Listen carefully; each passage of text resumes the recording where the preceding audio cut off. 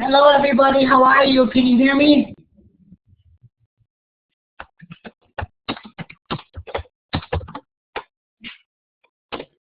Okay, good. I'm glad you can hear me. How are you today? I'm glad to see you again. It's been too many days. Are we doing well today? That's good. And I know you're all wonderful students and just anxious to learn. I am doing well. I am good now because I am here with you. So, first off, I wanted to mention that there was some technological glitches with the virtual class. I do apologize. I do apologize for that. Well, it was a Blackboard Collaborate issue where I saved the participation or all the list of the people who were there, and the list did not reflect everybody who was there. So we'll have to see again next Wednesday to see if it's okay and how it will work. If not, I'll have to figure out a different strategy. But again, if you were there, I apologize if it wasn't indicated. And it was only because the list I was given when I saved it did not have everybody's name on it. So again, I'm going to try to do it again Wednesday, but if there's an issue, then just let me know you are here, and I will be able to then update your grade until Blackboard fixes the issue. Okay, well, today is Monday, another great week, and we are doing week 3. I want to thank you all for turning in your assignments that were due on Saturday. Sunday, I did grade all the assignments and did the grades for week 2.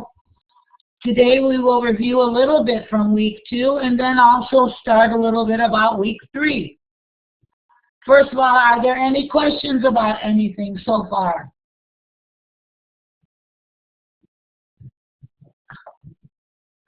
Any questions?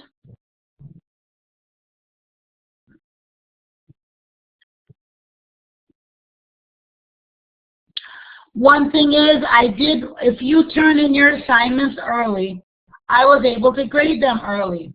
However, you got to be careful. If I do give you a grade, if I do grade your assignment early, and then I give you the answers with the assignment, please don't pass it along to your fellow classmates, because this way they won't learn and they won't get the answer. So it's important that you can help your classmates, but don't just give them the answers or any feedback that I gave you on your assignment, because this way it doesn't give them the opportunity to learn the material. So hopefully, if you do give your assignment early, I'll grade it. But if I find out that you're going to be giving the answers to your classmates who didn't do the assignment yet, then I'm going to have to stop doing that and wait till Sunday. So I know you would like to know your answers or your grade early, so if you could do that, I would appreciate it so that I can give it to you early, but don't share the answers with your classmates. You can work with them, but don't just give them the answer. So hopefully that will be, I will be watching that for this coming week, and do be careful. Again, we want everybody to learn the material. If you just give someone the answer, then they're not going to understand it, they're not going to learn it. They're just going to copy-paste the answer, and that's not good for your classmates. So if you care about your classmates, make them learn so that they will know it, because you won't have answers for the midterm and final exam, and that's a big part of your grade. Okay, so let's go onward now here and start our office hours. I guess every office hour I will review, and I'll give you the information for upcoming, and then in the virtual class, we'll discuss some of the concepts. So always bring your questions. If you have any questions or you don't understand them, bring them to the office hours or bring them to the virtual class. Now, it appears that the virtual class is required. We know it's required, and they really don't like any substitute assignments for the virtual class. They really want you to be there. So if by all possibility, make sure you're there for the virtual class. They are monitoring the classroom to see if you're there. It's only if you have an extreme emergency. Everybody can have an emergency. That's okay. But it has to be a real emergency as to why you're not there, so this way you can do the substitute. But really, again, they're going to be in the classroom monitoring who's there, so I would recommend that you be there, if at all possible. So, okay, office hours are optional, but I go over a lot of good information in review and questions that help you for the final and midterm exam. So I would recommend coming to the office hours too, but I will always be posting the presentation slides in the classroom for the office hours and for the virtual classroom so you could see it again. They also will be recorded so you could view them again if you wish. Okay, so week 2, these are the chapters we went through. We went over chapter 3 and chapter 4. There was a lot of material. Week 3, we only have 1 chapter. And someone did mention how many chapters are we going to go through. Well, that pretty much we're going to go through all the chapters. So I do have all the assignments for all the weeks. So I will be giving that to you. So in case you want to work ahead, you'll have the information in front of you instead of waiting for when you can get into the classroom. I think that will be helpful for you too. You might have a big block of time where you can then work ahead. And this way, then when the week comes, if you're busy, you'll at least have everything done. So again, I'm going to help you with that. And again, go through the practice exercises with you and optional exercises that are kind of in the format that you will experience with the midterm and final exams so that you will feel more comfortable, because it can be nervous, it can get you anxiety when you know you have a test. So I will give you lots of review material and always the topics. So understand the topics. There is a lot of material, so you may have to just read it again and again and again until you get it. There's no other way to do this. It's not something that you're born knowing. It's something you have to learn. And if you're new to all system software, it may be a little challenging. But again, you can work together on all of this. Just don't give everybody the answers before the assignments are due. But you can work with each other so everybody understands everything. Okay, so chapter 3, we went over the process concept, and chapter 4, multi-threaded programming. We started looking at code, starting to understand coding. The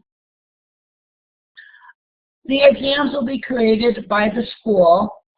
They will be using exam questions that are typically with the textbook.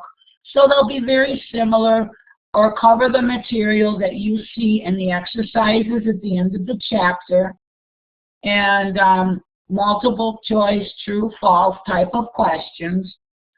So it will be something that you will have some study guides. I will be giving you all these slide presentations, have example questions for you to study and know, and also your homework assignments can help you to study and know. But you are responsible for all the materials, so the only best way to know all the material is go through the topics, make sure you understand each one, and understand the exercise questions. The exercise questions are kind of the material that's similar to the exam question. So it's not something I will be doing. It will be created by the school for you, because we have various sections. So everybody this way, every section of this class, there is more than one. So this way they all have a standard exam, and everybody has the same exam. You're welcome. Okay, chapter 3, we went over the process concept. A lot of you understood it very well. Process scheduling, we touched upon it. We're going to go over that in depth this week. Operations on processes, that kind of was very clear. Once you bring it into the world of programming, then you know you have to create it, and then you have to delete it, and then you have your different classes and methods and attributes that you work with. And then we talk a little bit about how processes communicate with each other. There are various strategies. They can share the same message space, or there was a message board. So different strategies that different operating systems use. But since this is just the basics of operating systems, you kind of look at all of the things that current operating systems use. There are examples, and we talked about client-server, and then many of you mentioned that you are already taking a class now or on networking, so you kind of have some understanding of client-server technologies. And that's just again, another strategy, another model that is used and is heavily used in the internet world or in any kind of workplace networking. They all now emulate the OSI model. So do look up OSI model and you could know more about how client-server works, or communication in general. So that's the OSI model. Okay, chapter 4. Now we started talking about programming. We looked at the differences between processes and threads, what some of the operations are to create a new thread. There was the fork, or create a new process. There was the clone.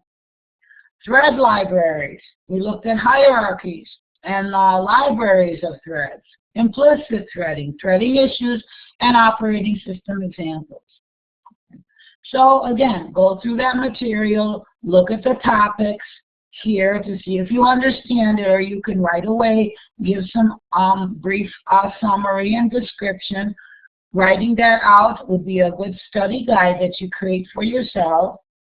And also to look at the exercises at the end of the chapters. Okay, here's our assignment questions that we had for week 2. Exercise 3.2, describe the actions taken by a kernel to context switch between processes. So hopefully you were able to understand the context switching strategy and how it was used. And this is the answer generated for this question. Some of you went into great detail, more detail, which is fine. Does anybody have any questions on this question? So in general, the operating system must save the state of the currently running process and restore the state of the process scheduled to be run next. This is the strategy. It's like the current process and process coming up. Saving the state of a process typically includes the values of all the CPU registers in addition to memory allocation. Context switches must also perform many architecture-specific operations, including flushing data and instruction caches. So that's just the strategy that's used to keep track of the instructions of a process. It can't mix it up. It's a process manager. And when it's a process manager, it has to keep this information about the processes. And context switching is the way that the kernel does this. So hopefully you do understand this, and if you have a question like this on the exam, you'll be able to answer it with multiple choice. Next exercise. Here is explain the circumstances when a line of code marked printf, line J, in figure, is reached. Here was the answer. Here's the code. Let's look at this code. Now, hopefully with any coding programming that you've done, you kind of can mentally trace the way a program functions.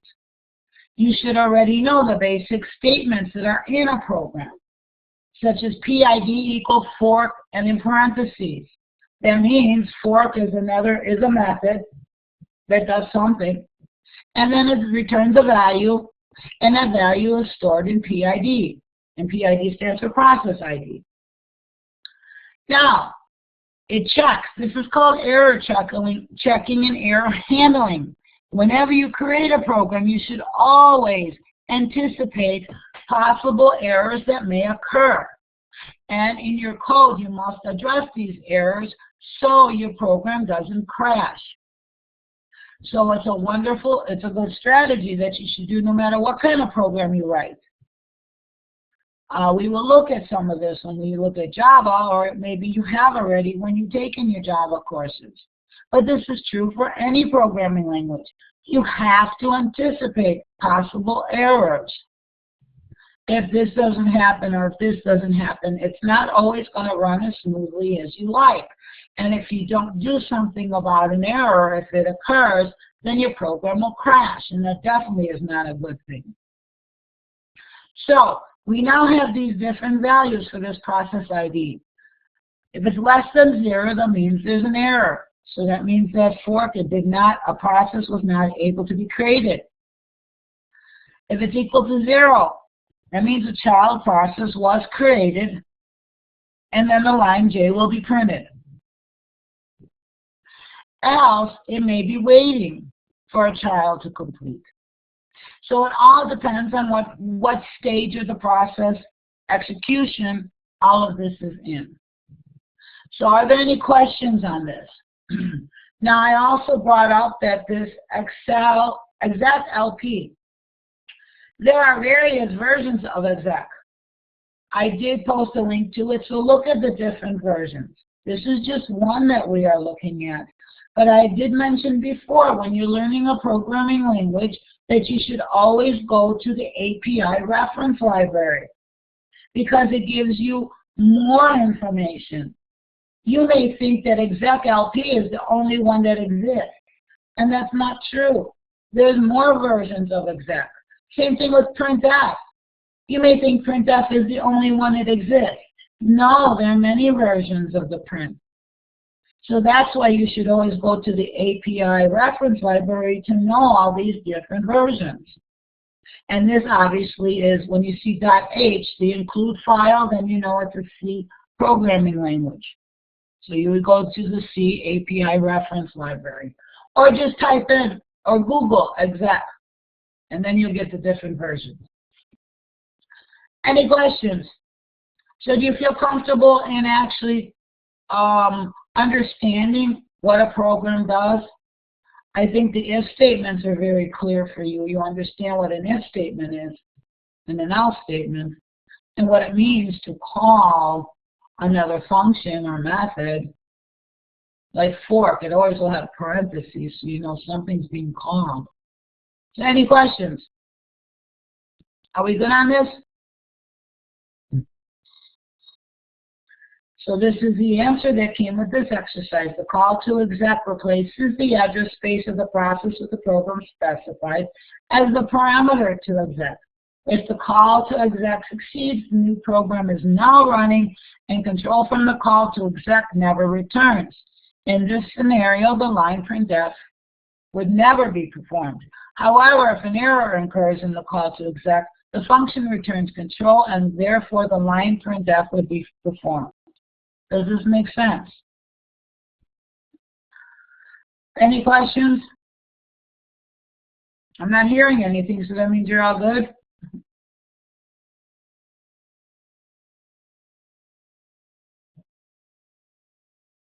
Okay.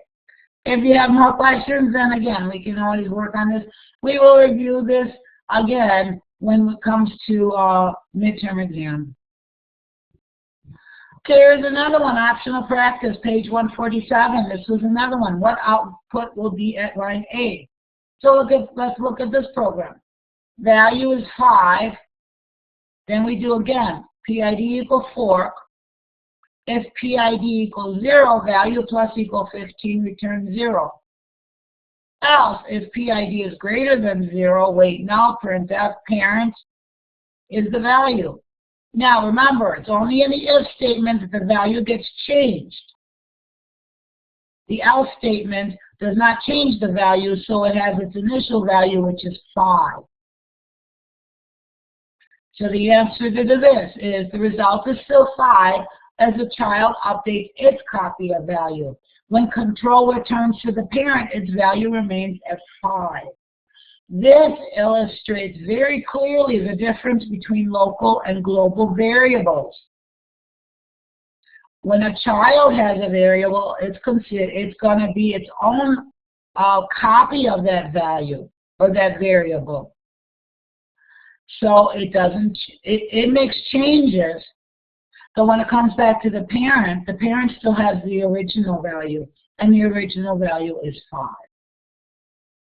So that means you may want to review the local and global variables between parent and child processes to understand actually how all this works. But if you, again, looked at functions or looked at methods, when a method has a copy of a value, it changes that value, but it does not change the global value. It's only changing its local copy of that variable. Okay, here's another one. How many processes are created? Now this, I did have someone answer that. However, there's actually 8 processes that are created. Yes. Now you would think it would be 4.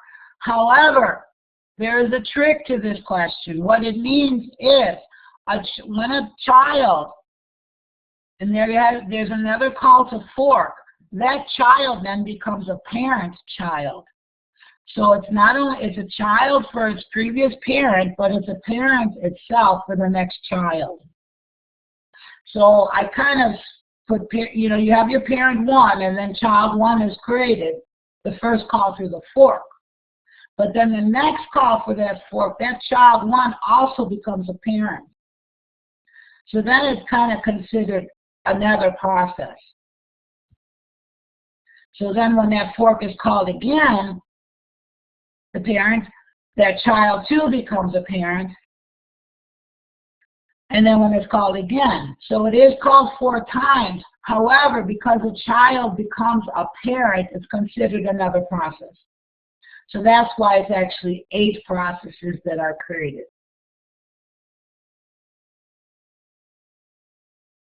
Okay, so we know now, remember when a fork is called, if a fork is called within a child, that child then becomes a parent.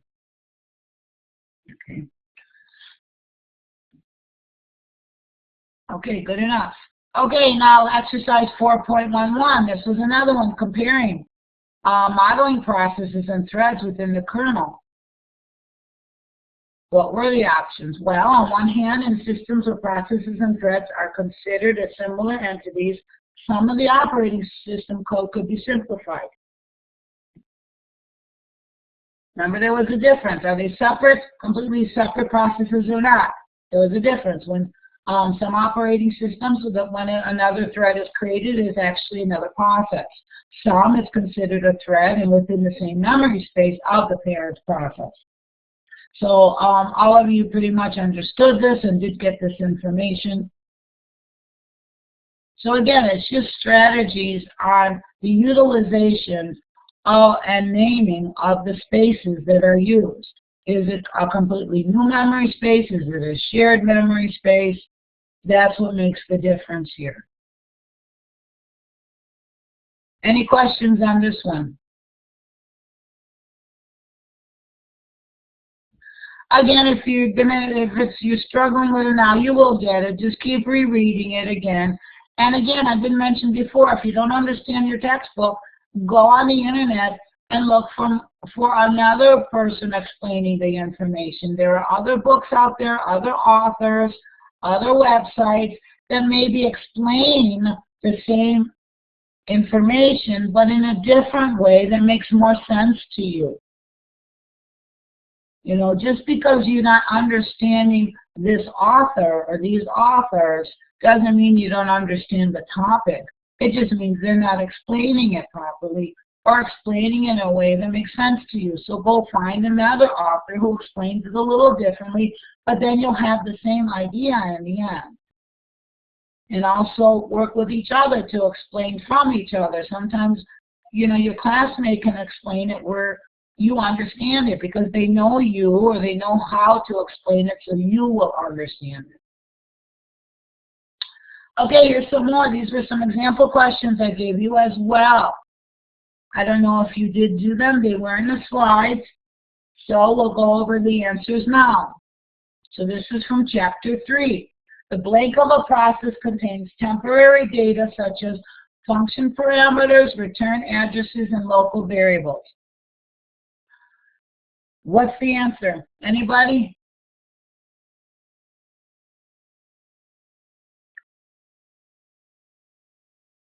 We're going to do a little question and answer. I'll give you the answer. No, we're almost there. Here we go. You should get a prize. We're going to get a cook. Whoever said these stacks should get a cookie or a star. I don't know. I can't give you a cookie over the internet. Yes, it is D. There you go. Now let's look at this. Okay, program counter. Program counter is just a count of different programs. The data section is what? Information about the resources and data. So if you just, but in general, all this information is in the stack. So it's put up through a stack, and that's the strategy that is used. And again, if you want to review this information, it's in section 3.11. Okay, next question. The process may transition to the ready mode by which of the following actions? Anybody have the answer?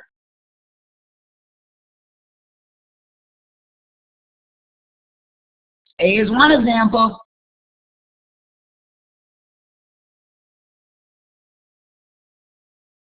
D, right, all of them. So completion of an I/O event, it'll go to the ready state because it's ready for next instruction. Awaiting its turn on the CPU, it's ready, it's just waiting. Newly admitted process, that means it's there, it's been created, so it's ready to go. So the answer is really all of the above. Okay, next one. Oh, I'm sorry, all of the above, there's the answer. Okay, the process control block. Which one?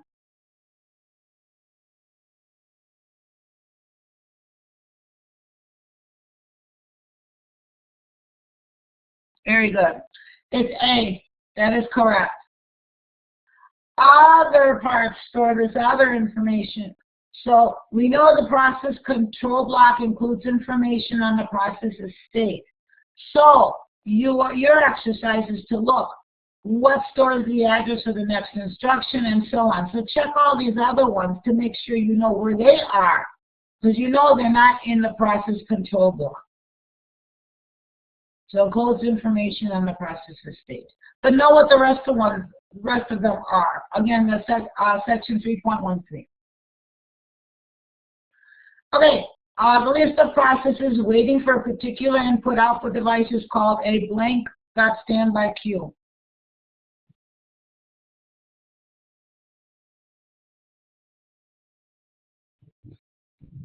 Ready. When anything is waiting, that means it's ready to go. So the answer here is B. So know what the other ones are. Look them up in section 3.21. Okay, a blank saves the state of the currently running process and restores the state of the next process to run.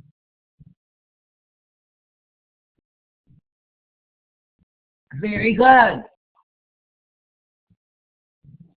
That is context switch, correct. We already did a question on that too. That was your first exercises for this week.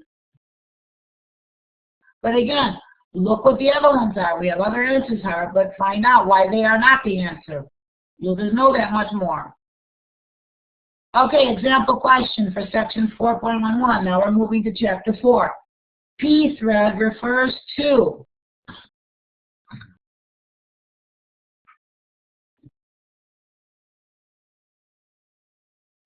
Very good.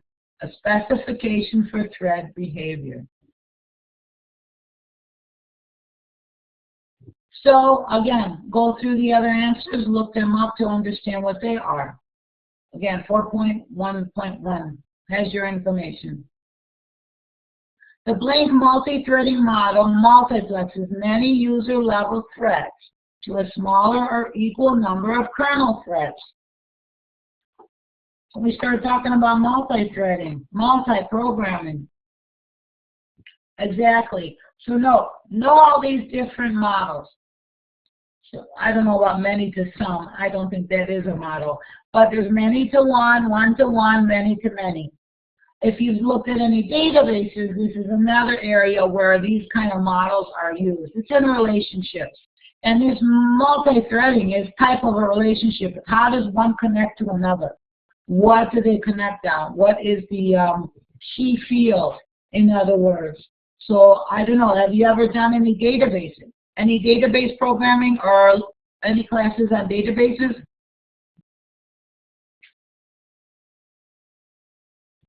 Anybody? Okay, not yet. Okay, then this will be very familiar to you then when you come into databases. Models are used very clearly. These are all usually in high-level designs for anything in a computer. Because when you have something in a computer, you have to be able to access it. You always have to have a starting point. So when you have a starting point, then you have to know where the rest of them are off of this point. And again, you're always going to have, many points, then maybe we'll have one, or one-to-one, or many-to-many. So this is a very popular model in various aspects of the computer.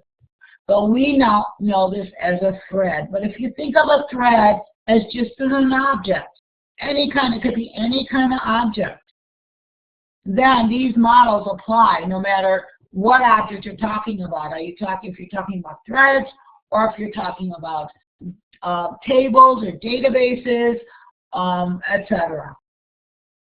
So it's many-to-many model. And the key here is multi-threading. You know it's more than one. And you see the many user-level threads to a smaller or equal number of kernel threads. So if it's an equal number, it would be the many to the many. But if you have many, then you have to have many threads, kernel threads. Okay, which of the following would be an acceptable signal handling scheme for a multi-threaded program?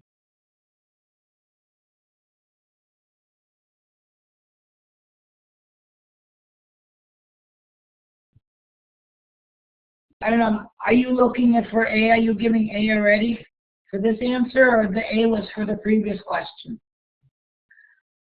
Again, if you have your book in front of you, you can look it up.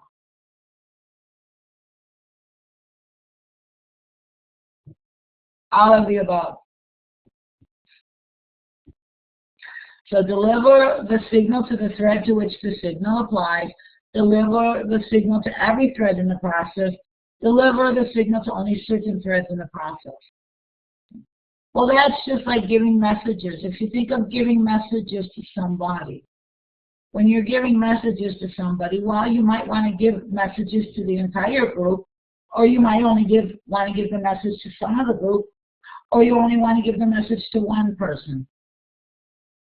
So again, try to relate these objects to a real-world scenario and how it is fit, because more than likely it's going to fit the same way.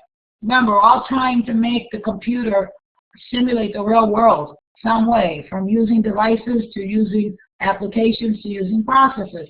Processes and programs are our way of using the computer for our real world. So if you put everything in that concept of the real world and substitute thread for person, you may be going to get a better, clearer idea of your answer. Again, look at section 4.62 to know more. Which of the following statements regarding threads is false?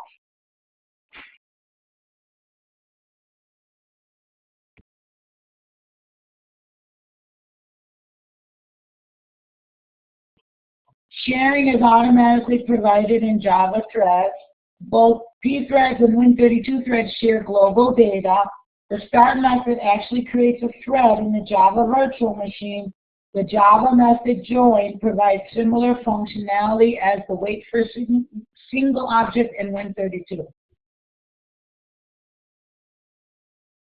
Now that's something you're supposed to just have read. You're right, there was a lot of information there.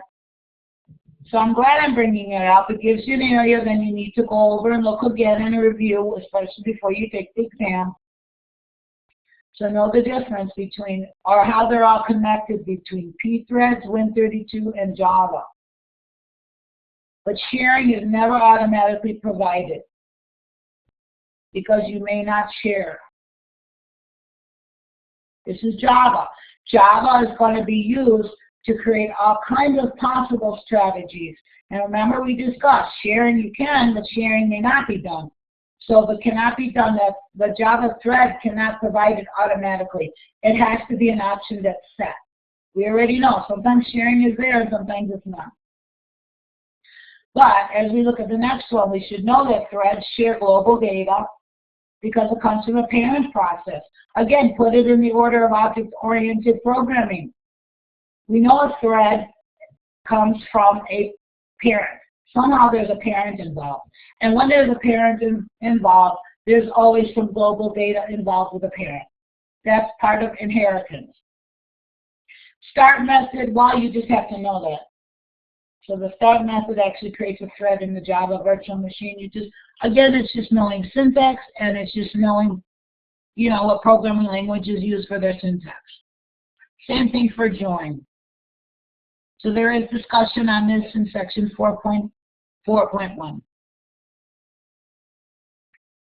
Okay, according to Amdahl's law, what is the speed up gain for an application that is 60% parallel and we run it on a machine with 4 processing cores? This is kind of a good lead-in to this coming week, because we're going to be looking at all this process scheduling, and there's always performance metrics that are done. There's some kind of statistical calculation, because otherwise, how do you know what you have going is good? Or how can you gauge what hardware you have is good? So there's always objective, quantifiable information or values that can be calculated to generate statistics, benchmarks. There you go. We got an answer here. Yes, 1.82. And here it is. Here's Amdahl's law. Now, I don't know how strong you are in math. We will be, again, a lot of processing to determine processing times or speeds. You're going to be using values, and you're going to use equations, and you're going to use calculation. So it's just a matter of knowing them.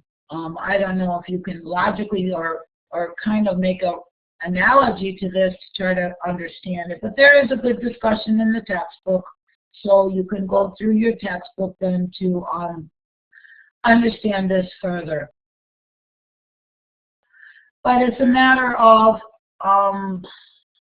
if S is the portion of the application that must be performed serially on a system. Now, why are they looking at serially? Because serially is what we, by serial means in sequence, is what we have to wait for. We can't count it if there's 4 instructions and all 4 can be done at the same time. So it really only counts for the time for one of them and the one that takes the longest. So we know for sure whatever has to be done in sequence is what will help or determine the speed. So we're looking at speed. So 60% of it's parallel, that means 40% is serial. And there's the calculation according to the Amdahl equation. So it's a number you can play with. Well, what if I have 5 processing cores? Why is it 60% parallel? Yes, your answer is correct. Good guess if you guessed at it. Maybe you just have math. You may have, your brain might be like a mathematical calculator. But in general, how does it determine what's parallel? Well, that would be looking at the instructions. What instructions can be done at the same time? What, you know, how can these processors be working together? I mean, you have time getting information to them, actually them processing. So it's all a matter of the kind of processors you have, what their abilities are, and again, it's what you have to do in sequence determines the length that it takes. Even though you might have 4 at the same time, it's still those 5 that you have to do one by one that determines your speed. Okay, So those are a little review on chapters 3 and 4. If you have any questions, you can go over the material, bring it then to the virtual classroom. We can revisit it then. And again, use these slides as review sheets. Add information, add your notes, so that you can have, you know, an overall understanding of all the materials. There is a lot of material, so you need some kind of tool or some kind of help in creating your own little study guides. Okay, so process scheduling. Now this is we're only going to go through this one chapter, but that's because there's a lot of material here. Again, we're doing an overview of operating systems, so we're going to look at all things possible. If you're just looking at one operating system, then you have a subset of that operating system and the strategies that operating system uses. However, we're going through all possible. So, CPU scheduling the task of selecting a waiting process from the ready queue and allocating the CPU to it. In other words, passing the instruction to the CPU. How do you determine what to do? I can have a long program and I can just do one instruction at a time, but that will defeat the purpose if I have many processes waiting to continue. That's why on the announcements page I have that little clip. It's kind of like a cartoon about first in, first out, what that can do. So there's different strategies, and again, you're going to pick which strategy you need to determine how you need things to go. Sometimes you will have a mix. You'll have a mix in the sense that, okay, maybe it's first in, first out. However, I have an emergency, so I need the CPU now. So then I might break into that strategy and put mine in there because it's an emergency, it has to be done. So we're going to look at the most commonly used criteria to compare CPU scheduling algorithms, including CPU utilization, throughput, turnaround time, waiting time, response time. And you will study a variety of scheduling algorithms in this chapter. That's why that first discussion question we are doing is just first get a list of all of them. I think that's a good start.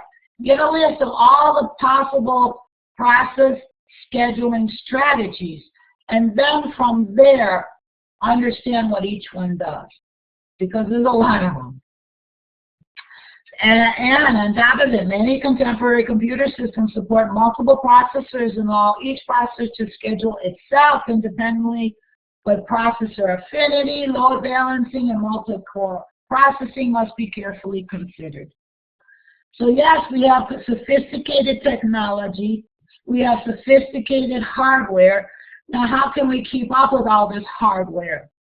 Sometimes we have wonderful hardware and technology, but it's keeping up with that hardware and technology with the software that we kind of are lagging behind.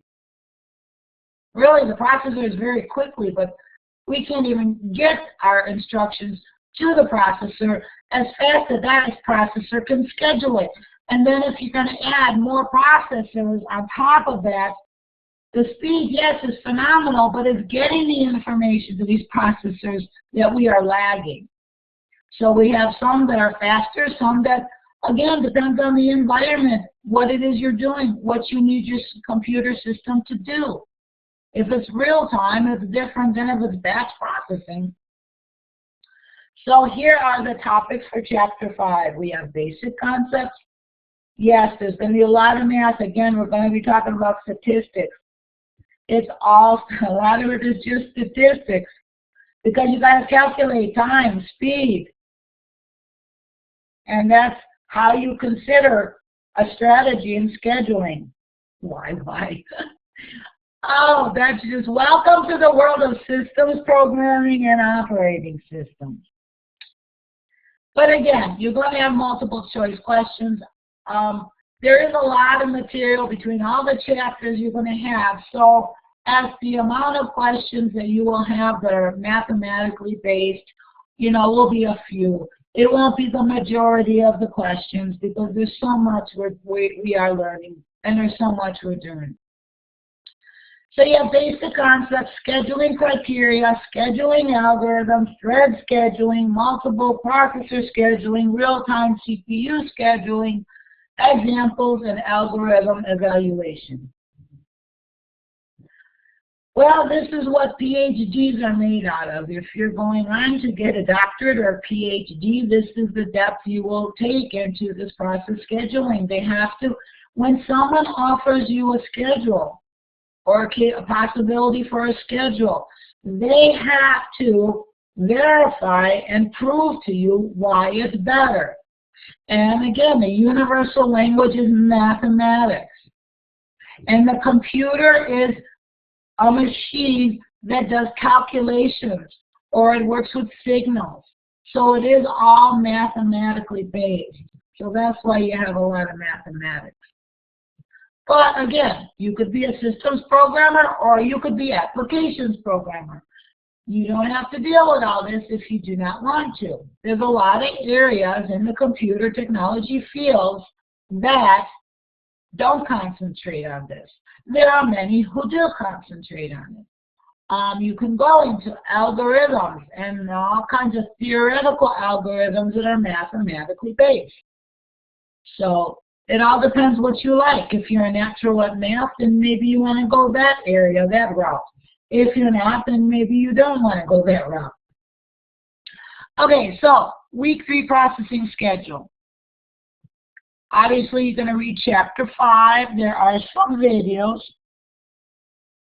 So do make sure you do that, and do it before the virtual class so that you'll understand things when I talk about it, or if you have questions, you can ask them. We will have the virtual class on Wednesday. And also, I want to repeat this. Again, they are making, obviously we know what's required, but they are taking it to the extent that they really want you here. They will come into the classroom and monitor who's there and who's not there. So only in extreme emergencies, it's, you know, if you can't make it, you can't make it. If it's an extreme emergency, then you could do the substitute. But, you know, not many extreme emergencies really occur, and hopefully none do occur to you. We don't want things like that to happen to you. So try to make it if you can. If not, you know, there will be the recording. There will be the recording of this as well as the classroom. You can always review it. And then if worst came to worst is a real emergency, then give me that substitute assignment, is where you give me a summary of the presentation after you review the recording and email that to me by Saturday. But hopefully you'll be able to make it.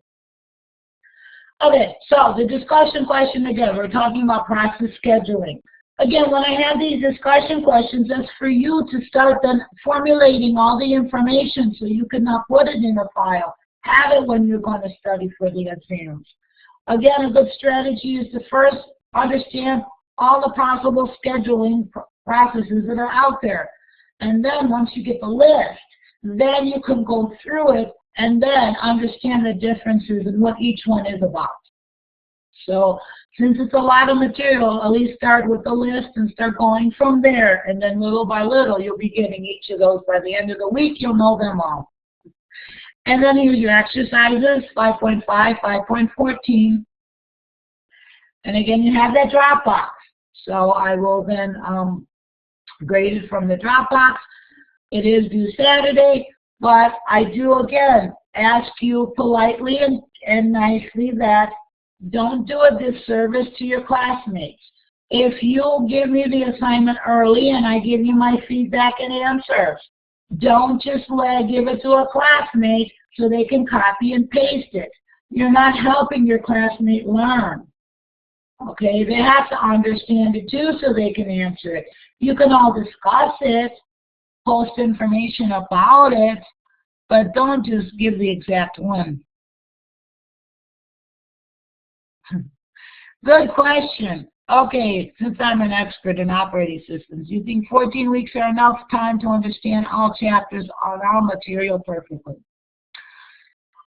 Yes, it's a good foundation.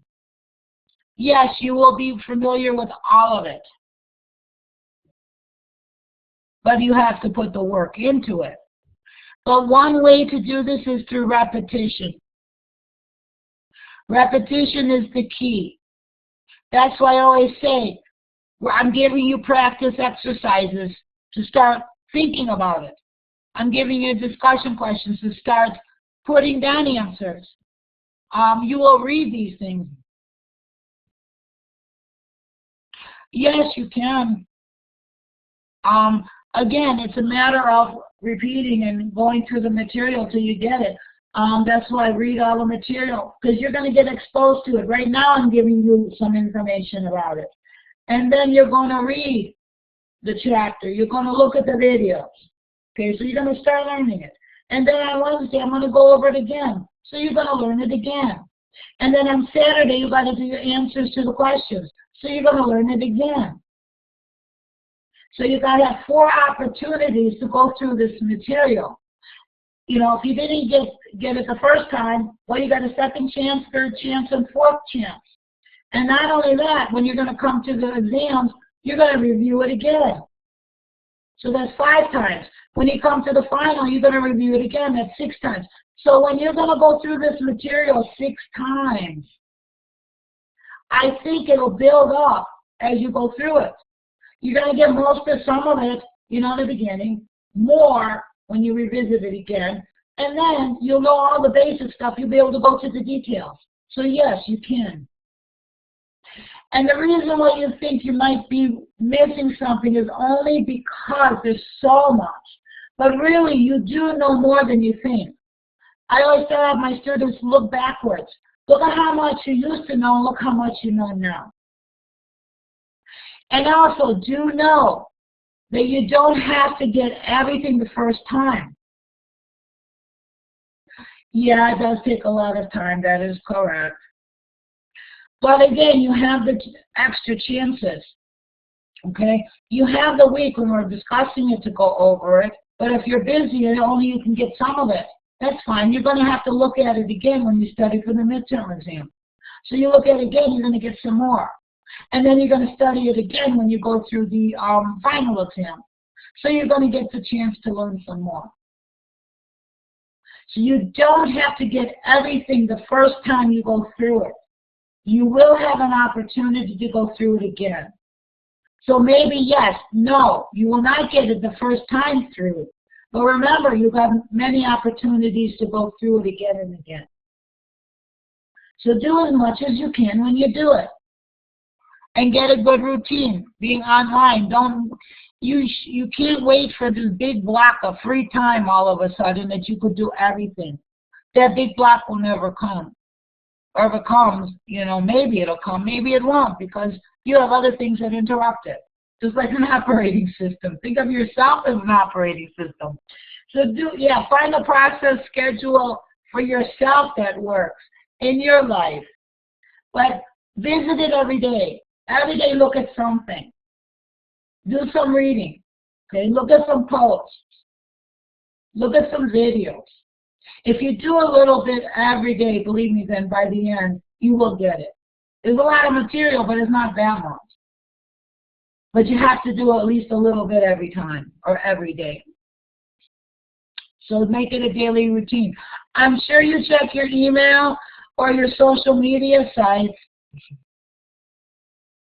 You will, like I said, get the basics, and then you'll say the next time through, you'll say, aha, now I understand it more. And then when you go through it again, you'll say, aha, I understand it even more. So the more you visit it, the faster you'll get it, and the more you will get. So even if it means a little bit every day, that's fine. Or do more every day. But the more you put into it, the more you get out of it. So those are basic. But again, like I said, and some of this will be visited again. Remember in chapter 1, we talked or 2 and 3, we started talking about process scheduling. We visited it already. And now we're visiting it again. Same thing when we're going to go through other chapters. We already talked a little bit about it. So now we're just going to talk more. So a lot of material is repeated and it's just added with more detail.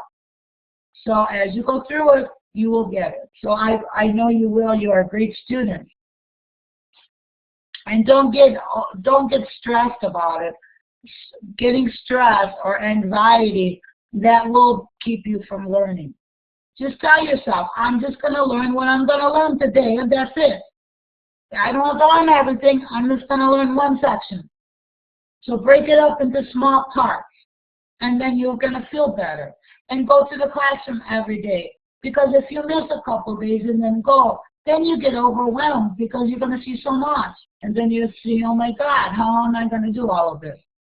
So if you do something every day a little bit, you're going to feel better about yourself, and then the material is going to come easier to you. And by the end of week 14, you'll be all expert. You are quite welcome. And bring in family and friends to help you. Say you have family and friends, you're busy doing something, well, take your computer to them and say, come on, we're all going to learn about this. And start explaining it to them. Even though they might not understand what you're saying, but at least show them some pictures. And then you can bring it into your family event. Bring it to the dinner table. I don't know. Okay, just some strategies. Make it as a fun part of your life that you can bring other people into it so that it's something that everybody shares and understands. It's important. The more people that support you, the better it'll be for you. And make them support you. Okay, so the discussion question. What are the various methods that I use to schedule processes? Again, this is the start. Get a list. Just make a list of them. Go through the book and start. Again, it's like actually how you program. You get a general idea, and then as you go through, write your program, you get more detail, more detail, more detail. That's the same thing with learning a material. Get it general. Then little by little, add more detail, and then review it all. So it'll break it up into smaller pieces. Okay, here's exercise 5.5. Someone mentioned math. Yeah, you're going to have some math. But we will go over this in the virtual class. And it's not so bad like you think. But remember, math is not entirely this course. This course has more stuff than this math. So if math is not your thing, don't worry about it. You still can do well in this class. And then 5.14, this is your next question. Again, try to relate this to the real world.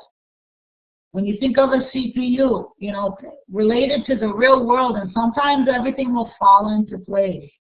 When you start switching up the CPU or computer hardware into something that you experience in real life, then it will fall into place. Remember, we are taking the computer to do our real world stuff. So there really is a wonderful relationship.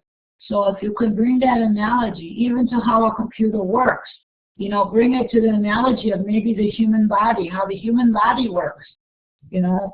So make some connections in the real world, and that way it'll kind of flow easier, maybe. You don't have just strange words or strange symbols related to something you're familiar with. And again, if you don't understand the textbook, go to the internet. There's a lot of other resources. Go to the library. There's other resources. Maybe you like just seeing a video. We have some videos in the classroom, but maybe you like to learn the other stuff in videos too, because reading it's not making sense to you. Then go get some more videos. Okay, this question is easy, I think. Well, you could take a stab at it. Oh, no, wait, that's an answer. Okay, well, wait. Bring it to the discussion forum. We'll talk about it. And I do have some optional ones. So I have some optionals. I mentioned I'm going to bring you extra ones to help you prepare for midterm exam and final exam. So these are some extra ones for you to do. We'll go over them either week 4 office hour or the virtual class, depending how much time we have, but something for you to look at.